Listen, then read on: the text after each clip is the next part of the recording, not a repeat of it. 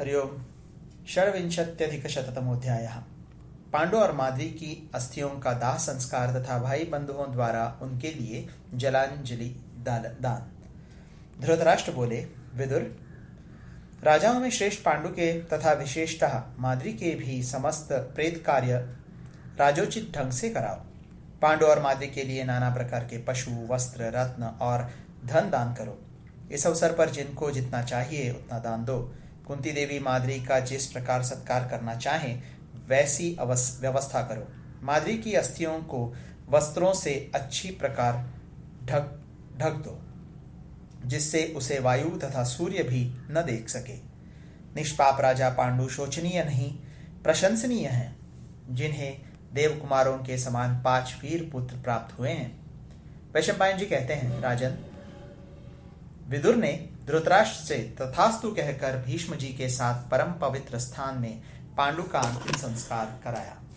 राजन, तदनंतर शीघ्र ही पांडु का दाह संस्कार करने के लिए पुरोहित गण घृत और सुगंध आदि के साथ प्रज्वलित अग्नि लिए नगर से बाहर निकले।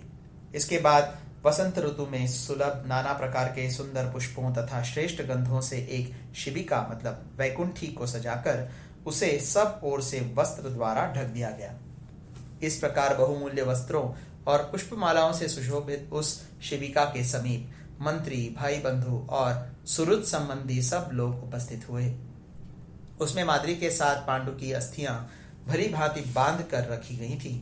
मनुष्यों द्वारा ढोई जाने वाली और अच्छी तरह सजाई हुई उस शिबिका के द्वारा वे सभी बंधु बांधव माद्री सहित नरश्रेष्ठ पांडु की अस्थियों को ढोने लगे। शिबिका के ऊपर श्वेत छत्र तना हुआ था। चंवर डुलाए जा रहे थे। सब प्रकार के बाजों गाजों से उसकी शोभा और भी बढ़ गई थी। सैकड़ों मनुष्यों ने उस महाराज पांडु के दाह संस्कार के दिन बहुत से रत्न लेकर याचकों को दिए। इसके बाद कुरुराज पांडु के लिए अनेक श्वेत छत्र, बहुतेरे बड़े बड़े चंवर तथा कितने ही सुंदर सुंदर वस्त्र लोग वहां ले आए। पुरोहित लोग सफेद वस्त्र धारण करके अग्निहोत्र की अग्नि में आहुति डालते जाते थे।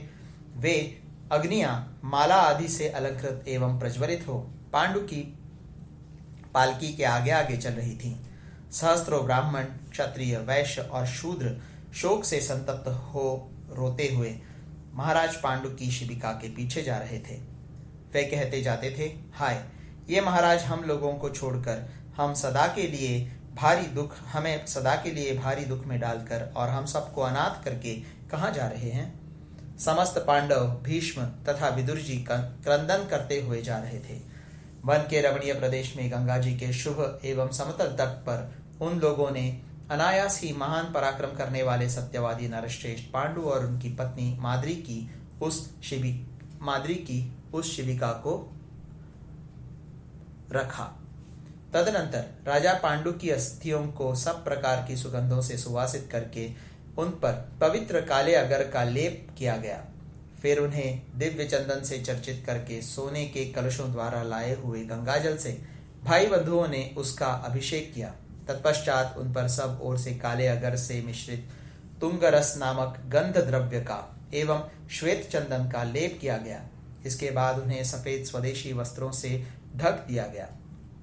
इस प्रकार बहुमूल्य शैया पर शयन करने योग्य नरश्रेष्ठ पांडु की अस्थियां वस्त्रों से आच्छादित हो जीवित मनुष्य की भांति शोभा पाने लगी। समस्त याजकों और पुरोहितों ने अश्वमेध की अग्नि से वेदोक्त विधि के अनुसार मंत्रोच्चारण पूर्वक सारी क्रियाएं संपन्न की। याजकों की आज्ञा लेकर प्रेत कर्म आरंभ करते समय माद्री सहित अलंकार युक्त राजा का घृत से अभिषेक किया गया। फिर तुंग और पद्म मिश्रित सुगंधित चंदन तथा अन्य विविध प्रकार के गंध द्रव्यों से भाई बंधुओं ने युधिष्ठिर द्वारा विधि पूर्वक उन दोनों का दाह संस्कार कराया। उस समय उन दोनों की अस्थियों को देखकर माता कौसल्या मतलब अंबालिका हा पुत्र कहती हुई सहसा मूर्छित हो पृथ्वी पर गिर पड़ी।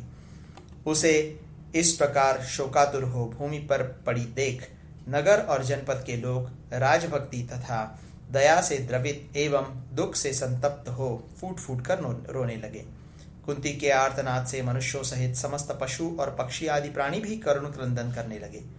शंतनुनंदन भीष्म, परम बुद्धिमान विदुर तथा संपूर्ण कौरव भी अत्यंत दुख में निमग्न हो रोने लगे। तदनंतर भीष्म, विदुर, राजा धृतराष्ट्र तथा पांडवों के सहित कुरुकुल की सभी स्त्रियों ने राजा पांडु के लिए जलांजलि दी। उस समय सभी पांडव पिता के लिए रो रहे थे। शांतनुनंदन भीष्म, विदुर तथा अन्य भाई बंधुओं की भी यही दशा थी। सबने जलांजलि देने की क्रिया पूरी की। जलांजलि दान करके शोक से दुर्बल हुए पांडवों को साथ ले मंत्री आदि सब लोग स्वयं भी दुखी हो उन सब को समझा बुझाकर शोक करने से रोकने लगे। राजन, 12 रात्रियों तक जिस प्रकार बंधु बांधवों सहित पांडव भूमि पर सोए, उसी प्रकार ब्राह्मण आदि नागरिक भी धरती पर ही सोते रहे। उतने दिनों तक हस्तिनापुर नगर पांडवों के साथ आनंद और हर्षोल्लास से शून्य रहा। बूढ़ों से लेकर बच्चे तक सभी वहां दुख में डूबे रहे। सारा नगर ही अस्वस्थ चित्त हो गया था। इस प्रकार श्री महाभारत आदि पर्व के अंतर्गत संभव पर्व में पांडु के दाह संस्कार से संबंधित रखने वाला 126वां अध्याय पूरा हुआ। दाक्षिणात्य अधिक पाठ का एक श्लोक मिलाकर कुल 33 श्लोक हैं।